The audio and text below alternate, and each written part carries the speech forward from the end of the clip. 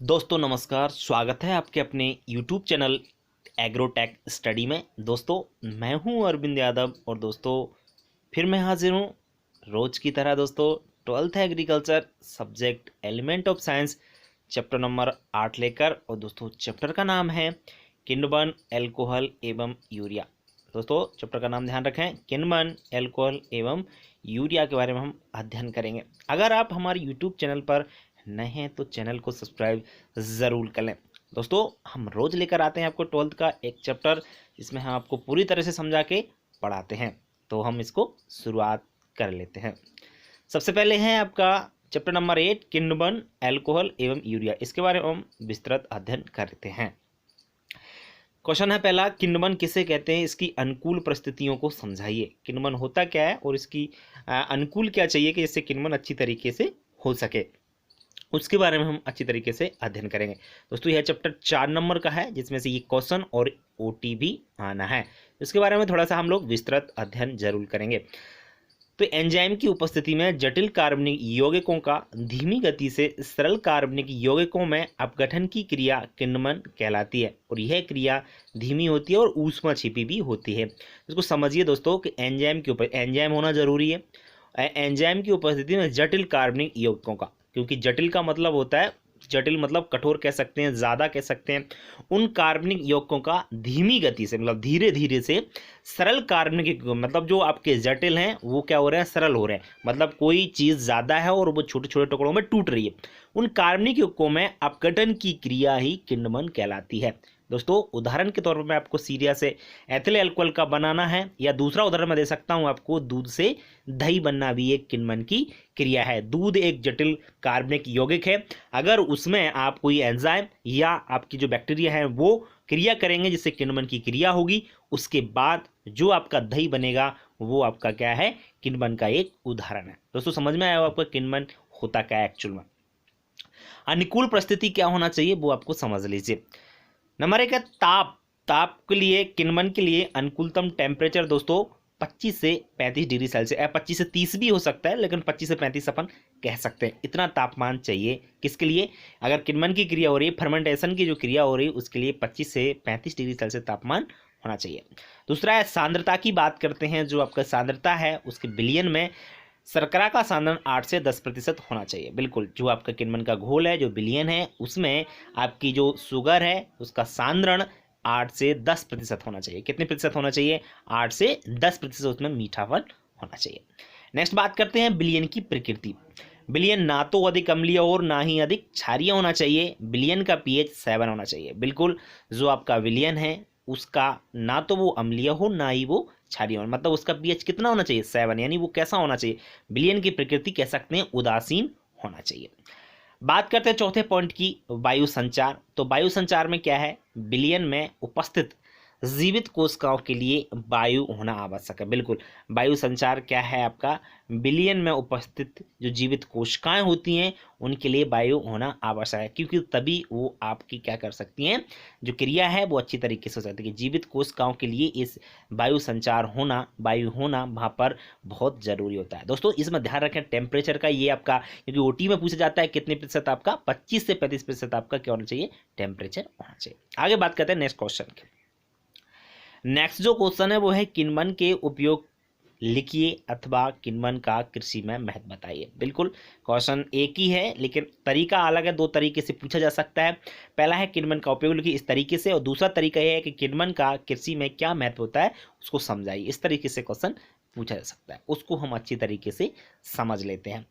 आजकल हमारे जीवन में घरेलू व औद्योगिक स्तर पर किण्वन क्रिया का बहुत अधिक महत्व है। बिल्कुल, क्योंकि कृषि से प्राप्त कच्चे पदार्थ, जैसे हम बात करें सीरा, आलू, सिरा नहीं है दोस्तों ये सीरा है, सीरा जो कि गन्ना जूस निकालते हैं, रस निकालते हैं तब वो प्राप्त होता है। सीरा, आलू, गेहूं, शकरकंद, चाय पत्ती, जूट आदि से विभिन्न पदार्थ बनाए जाते हैं। बिल्कुल, इन सब चीज़ क्या बनाए जाते हैं, विभिन्न पदार्थ बनाए जाते हैं। बिल्कुल बनाया जाता है, आपको पता है सीरा, आलू से स्टार्च, गेहूं से भी स्टार्च प्राप्त होता है, बहुत सारी चीज़ें बनाई जाती हैं शकरकंद द्वारा भी, चाय पत्ती तो आप जानते ही होंगे, जूट, इन सब चीज़ों में किण्वन का बहुत तरीके से महत्व होता है कि किण्वन की क्रिया होती है तभी जूट सड़ करके उसे रेशा निकलता है। चाय पत्ती जो होती है तभी आसवन क्रिया द्वारा बनाई जाती है। कहने का मतलब ये सब चीज़ें किण्वन से ही संबंधित है। बात कर लेते हैं उपयोग की। सबसे पहला पॉइंट है सीरे व स्टार्च से एथिल अल्कोहल बनाने में। सीरे व स्टार्च से एथिल अल्कोहल जो आपकी शराब होती है वो बनाई जाती है सीरे से एवं स्टार्च से। दूसरा है फलों के रस से अल्कोहलीय पदार्थ बनाने में। फलों का जो रस होता है, आपने बहुत सारी जो आपकी शराब आती है वो आपकी फलों के रस से बनाई जाती हैं। तीसरा है एथिल अल्कोहल से सिरका बनाने में। एथिल अल्कोहल जो शराब होती है ना, उसे सिरका बनाया जाता है। खट्टा एक पदार्थ होता है दोस्तों, इसका प्रयोग बहुत सारी चीज़ों को परिरक्षित करने के लिए किया जाता है। क्या है? एथिल अल्कोहल से सिरका बनाने में। नेक्स्ट है चौथा, ब्रेड, इडली, डोसे बनाने में। बिल्कुल दोस्तों ध्यान रखें, जो आपके ब्रेड आते हैं, इडली आपने देखा होगा, डोसा होता है, इन सभी में भी ये सब चीज़ें जो आपका कह सकते हैं मैदा होता है, उसको सड़ा करके उनमें किण्वन की क्रिया। सड़ना क्या है? सड़ना दूसरी भाषा में कह सकते हैं किण्वन की ही क्रिया है। डोसे बनाने में इसका उपयोग किया जाता है। पांचवे की बात करें, पनीर, चमड़ा उद्योग में भी किण्वन का महत्वपूर्ण होता है। बिल्कुल, जो पनीर बनाया जाता है वो भी आपके किण्वन द्वारा। चमड़ा उद्योग में चमड़े के जो आपके बनाए उसमें किण्वन, क्योंकि सड़ना बहुत ज़रूरी होता है, तभी आपका उसका चमड़े का ढंग से प्रयोग होता है। तो इन सब उद्योग में दोस्तों किण्वन का महत्वपूर्ण योगदान है, क्योंकि एग्रीकल्चर से संबंधित है सभी। पनीर है, ब्रेड, लीडोज खाने की चीज़ें हैं। एल्कोहल के संबंधित बात करें, फलों के रस की, एग्रीकल्चर से संबंधित है, कृषि से संबंधित है। फल आपके हॉर्टिकल्चर के अंतर्गत आते हैं। तो ये सब जो चीज़ें हैं वो किण्वन बहुत ही इनमें उपयोगी होता है दोस्तों। नेक्स्ट क्वेश्चन की बात कर लेते हैं, एथिल अल्कोहल के उपयोग लिखिए। अच्छा क्वेश्चन है दोस्तों। एथिल अल्कोहल जो मतलब शराब दूसरी भाषा में कह सकते हैं। शराब में जो अल्कोहल पदार्थ होता है वो एथिल अल्कोहल होता है। जैसे आपने शराब तो जनरली सुना ही होगा और बहुत सारे लोगों ने देखा भी होगा, तो उसके बारे में हम अच्छे से अध्ययन करेंगे कि एथिल अल्कोहल है उसका उपयोग क्या है। दोस्तों निम्नलिखित उपयोग है इसका। सबसे पहली बात करते हैं, शराब तथा एल्कोहलीय पेय पदार्थ बनाने में इसका उपयोग होता है। शराब बनाने में आपका किसका प्रयोग किया जाता है? एल्कोहलीय, कोई भी एल्कोहल से बनाए जो पदार्थ जाते हैं, कितने भी आपके ब्रांडेड आपकी जो भी हैं, बिस्की है आपकी, जैसे जिन है, ब्रांडी है, शैम्पेन है, इन सब चीज़ों में दोस्तों जो आपके मैं आपके शराब के नाम बता रहा हूँ, इन सब में आपका एथिल अल्कोहल जो होता है वो प्रयोग किया जाता है। किसी में कम, किसी में ज़्यादा, वैसे भी। दूसरा है दोस्तों, आंतरिक दहन इंजन में पेट्रोल के स्थान पर भी पावर अल्कोहल के रूप में इसका उपयोग किया जाता है। बिल्कुल, ये चीज़ हमको समझना जरूरी है। आंतरिक दहन इंजन जैसे आपके जो आपके हवाई जहाज होते हैं, उसमें क्या होता है दोस्तों, पेट्रोल इंजन की जगह क्या प्रयोग किया जाता है? पावर अल्कोहल, मतलब प्योर एथिल अल्कोहल इसमें प्रयोग किया जाता है, जो कि बहुत ही इंपॉर्टेंट होता है दोस्तों उसके लिए। तीसरा दोस्तों, टिंचर आयोडीन, ये आपने सुना होगा। टिंचर आयोडीन एवं पारदर्शक साबुन। पारदर्शक साबुन की बात करें दोस्तों, जैसे आपकी साबुन है पारदर्शक, मतलब पारदर्शक का मतलब एक तरफ से देगा दूसरी तरफ भी दिखाई देगा। जैसे आपकी बात कर लेते हैं दोस्तों, आपकी पियर्स साबुन होती है, सैवलॉन होती है, बहुत सारी साबुन होती हैं जो कि पारदर्शक होती है। उनको बनाने में भी आप एथिल अल्कोहल का उपयोग किया जाता है दोस्तों।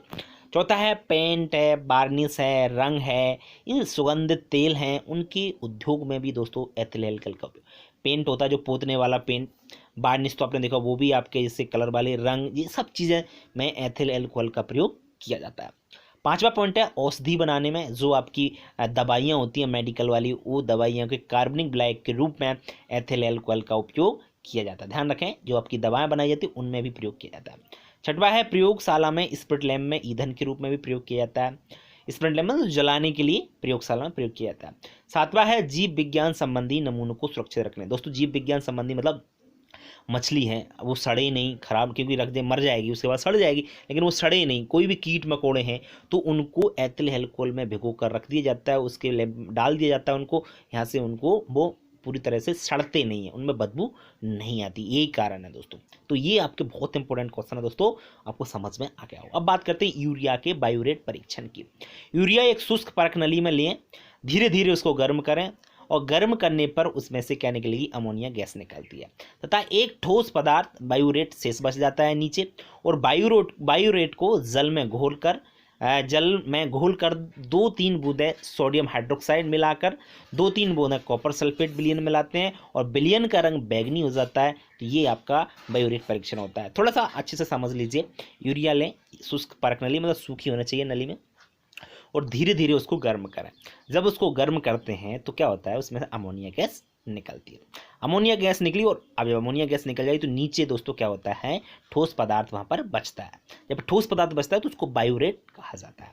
अब बायोरेट जो होता है ना, उसको जल में घोलकर, उसमें क्या करें, जल में घोल लें उसको थोड़ा सा, और 2-3 बूंदे उसमें क्या डाल दें, सोडियम हाइड्रोक्साइड NaOH की उसमें बूंदे डाल दी जाती है, और 2-3 बूंदें कॉपर सल्फेट की, इन दोनों चीज़ों के आपके जो केमिकल होते हैं वो उसमें 2-3 बूंदें उसमें डाल दी जाती है।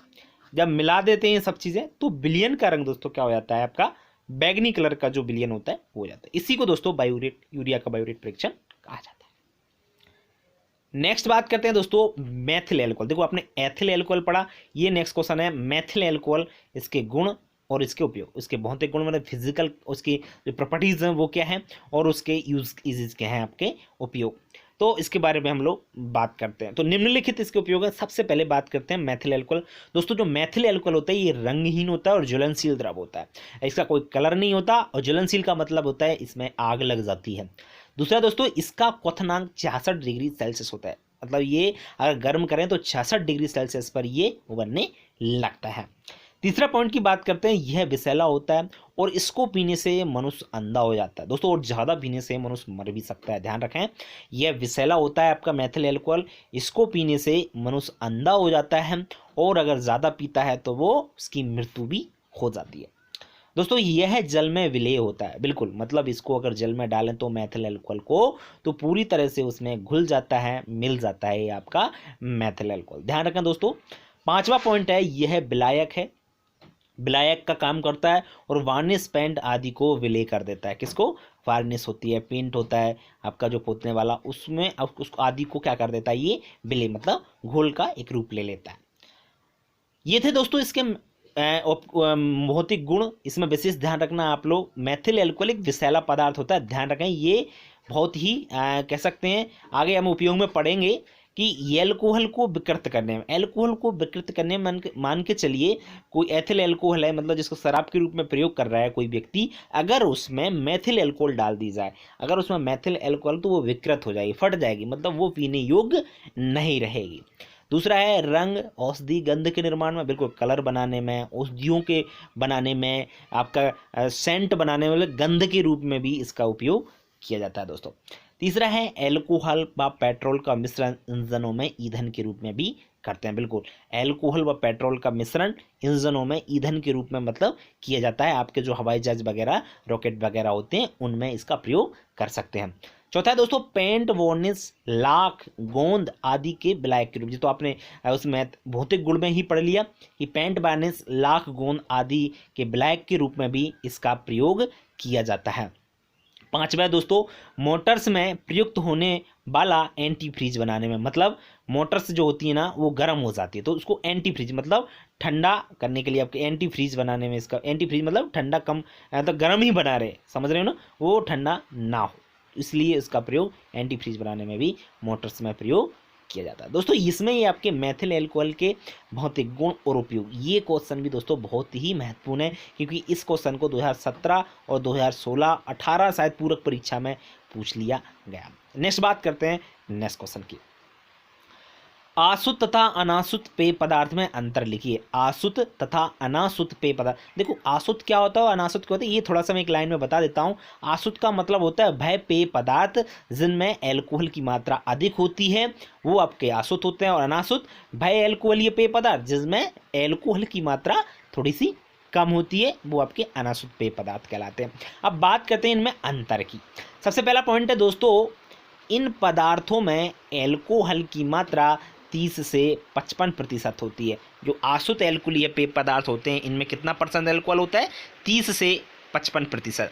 और बात करते हैं अनासुत एल्कोहलीय पेय पदार्थ की, तो इनमें एल्कोहल की मात्रा 3 से 15% होती है। कितने प्रतिशत होती है दोस्तों? 3 से 15% आपके इसमें एल्कोहल पाया जाता है अनासुत एल्कोहलीय पेय पदार्थ में। दूसरी बात करते हैं, ये पदार्थ आसवन विधि से बनाए जाते हैं। आसवन मतलब कह सकते हैं गर्म करके कैसे भी इनको बनाया जाता है, कौन से? आसुत एल्कोहलीय पेय पदार्थ। लेकिन आपके अनासुतीय पेय पदार्थों को किण्वित द्रव को छानकर बनाया जाता है। पहले किण्वन की क्रिया होती है, देन आफ्टर जो द्रव बनता है उसको छानकर जो पदार्थ बनाए जाते हैं वो अनासुत एल्कोहलीय पेय पदार्थ होते हैं। तीसरा बात करते हैं, इन पदार्थों में रंग तथा सुगंध नहीं मिलाई जाती, जबकि अनासुत एल्कोहलीय पदार्थों में रंग तथा सुगंध मिलाया जाता है। इनमें कलर भी मिलाया जाता है, इनमें नहीं मिलाया जाता है, ध्यान रखें।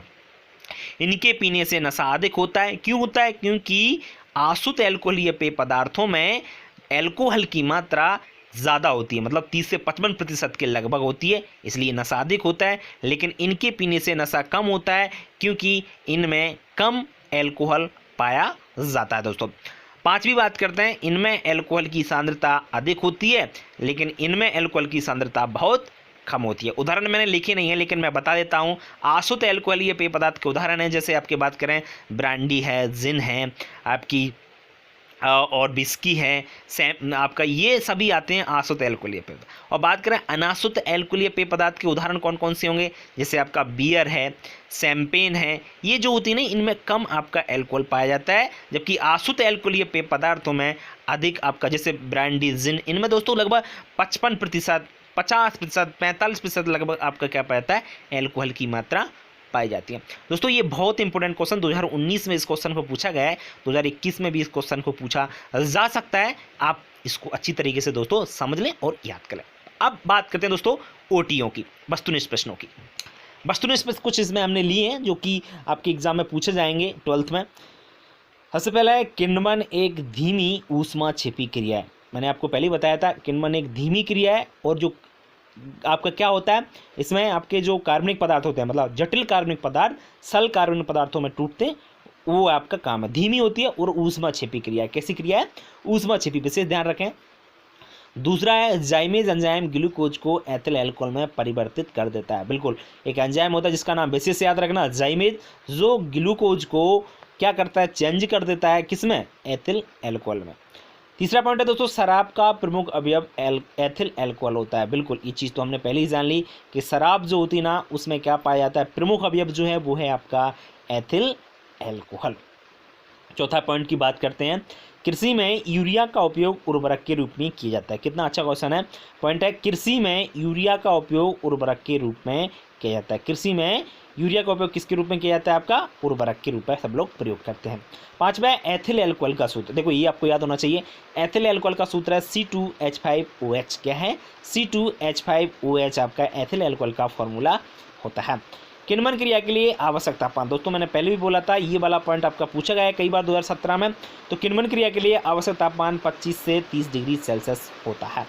सिरे से, सातवां पॉइंट है, सिरे से एथिल अल्कोहल किण्वन विधि द्वारा बनाया जाता है। बिल्कुल, सीरा से जो एथिल अल्कोहल बनाया जाता है वो कौन सी क्रिया द्वारा बनाया जाता है, एथिल अल्कोहल के द्वारा वो बनाया जाता है। आठवां है दोस्तों आपका, यूरिया के बायूरेट परीक्षण में विलयन का रंग बैंगनी होता है। जब बायूरेट अपने परीक्षण पढ़ा था तो उसमें देखा था कि बाद में सोडियम हाइड्रोक्साइड और कॉपर सल्फेट डालने के बाद उसका कलर कैसा हो जाता है दोस्तों, बैंगनी हो जाता है। नवा है दोस्तों, परिशुद्ध अल्कोहल की सांद्रता 100% होती है। जो परिशुद्ध अल्कोहल होता है उसकी सांद्रता 100% होती है। कितने परसेंट होती है, 100% होती है दोस्तों। 10वीं की बात करते हैं, दूध से दही बनना किण्वन की क्रिया का उदाहरण है। अगर दूध से दही बनता है तो वो कौन सी क्रिया द्वारा बनता है दोस्तों, किण्वन की क्रिया, क्योंकि उसमें एंजाइम और जो बैक्टीरिया होते हैं आपके, वो आपके कार्बोहाइड्रेट पर क्रिया करते हैं। जब कार्बोहाइड्रेट पर क्रिया करते हैं तो उसमें जो लैक्टोज पाया जाता है वो कार्बोहाइड्रेट होता है, तो उस पर क्रिया करते हैं तो वो आपका केस में चेंज हो जाता है, दही में चेंज हो जाता है दोस्तों, लैक्टिक अम्ल बन जाता है।